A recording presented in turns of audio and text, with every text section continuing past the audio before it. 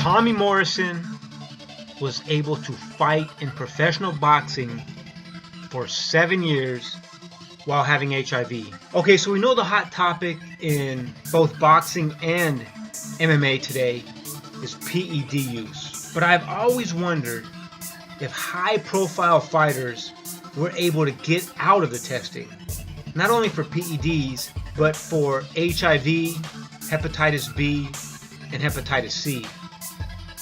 Now, I'm not insinuating anything, but I often wonder if boxers like Floyd Mayweather, who have testing agencies like USADA in their pocket, allegedly, if they even actually get tested. I mean, I personally don't think USADA would do anything if they caught him using PEDs.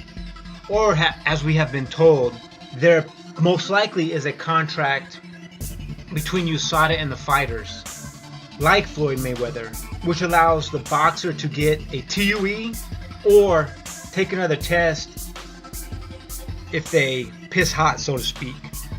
In other words, you get caught, you just get a doctor's note, or you mask it, clean your system, and take another test. And no one's a wiser. Apparently with these contracts, no one's notified but the fighter. Not the other camp, not the commission.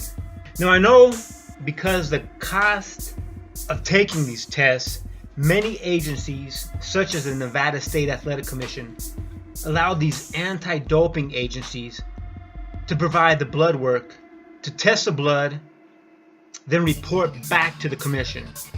Now this is a complete joke. I mean, we saw in the UFC how USADA allowed Frank Mir to get a TUE for Adderall. Then when there was some heat placed on the Nevada State Athletic Commission, they pointed the finger and said that USADA doesn't have the authority to allow a TUE without the permission of the Nevada State Athletic Commission. Yet he was allowed to fight and had a TUE for the banned substance. This is apparently what happened with the Tommy Morrison situation. A fighter is able to go to their own doctor, who then provides these test results to the commission. So we have to ask, how difficult is it to find a doctor that you can pay off? I mean, look at all these ODs that a lot of celebrities, singers, actors, whatever, are experiencing. They're able to get prescription drugs that they probably don't need, and they end up overdosing. So obviously it's easy to pay off a doctor if you have enough money. So this makes me think how easy it is to fight while using PEDs, or even worse, with HIV. Apparently Tommy would brag about getting by the commissions, as well as brag about going raw doggy in chicks, while he knew he was HIV positive. Yet the commission did nothing. So obviously these commissions get a percentage of the gate. So their overall motivation is to generate as much money as possible. Therefore, apparently, letting these big fights go through regardless of test results. So apparently these official court documents show that Tommy Morrison had HIV and was allowed to fight for 7 years, even though he had this communicable disease. To make it worse, Morrison believed that he caught HIV from injecting steroids with a contaminated needle.